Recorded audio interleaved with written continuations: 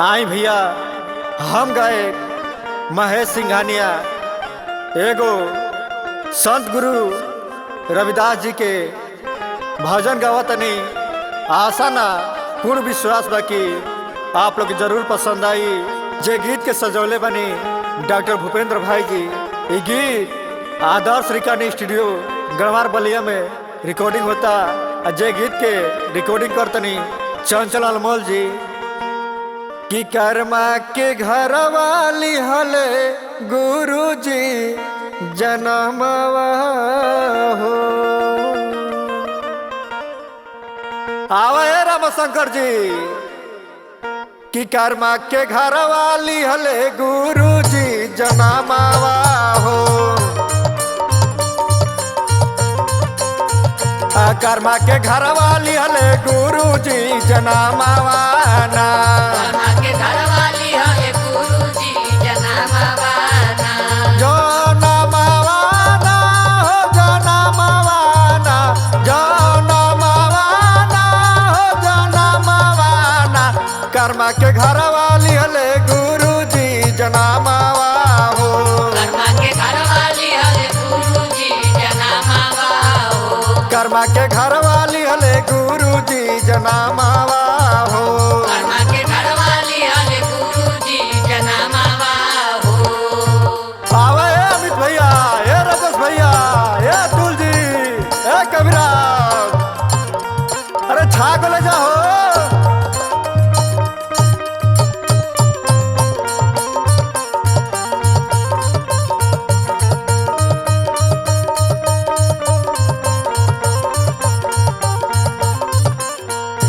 और क्या है डॉक्टर भूपेंद्र जी? हवे काशी में हो जनमवा, हवे काशी में हो जनमवा। जाने दुनिया हो जहनवा। जाने दुनिया हो जहनवा। हवे काशी में हो जनमवा, जाने दुनिया हो जहनो। एगो फूल खिलल बा हो, एगो फूल खिलल बा राहु के अगानावा हो। एगो फूल खिलल बा राहु के अगहनवा हो। कर्मा के घर वाली हले गुरु जी जनमवा हो। कर्मा के घर वाली हले गुरु जी जनमवा हो।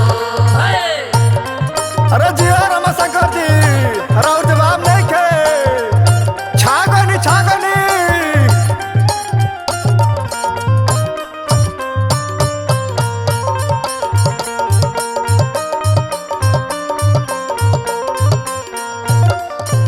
और क्या है पवन बाबू?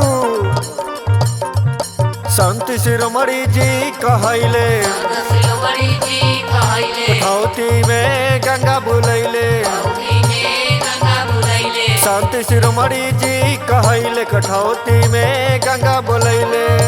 जूता सिए के करत रहले ई कामवा हो। जूता सिए के करत रहले ई कामवा हो। कर्मा के घर वाली हले गुरु जी जनमवा हो। कर्मा के घर वाली हले गुरु जी जनमवा हो। ए सुशील जी, ए राम शंकर आई जी, अरे हम छागनी, ए सुग्रीव जी, राउर जवाब नहीं खे।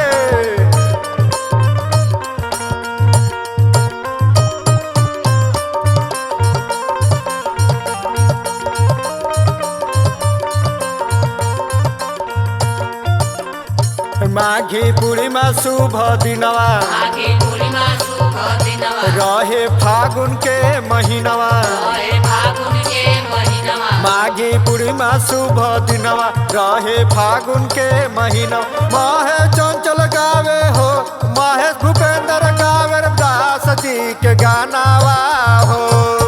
महेश भूपेंद्र गावे गुरु जी के गानावा हो। कर्मा के घर वाली हले गुरु जी जनमवा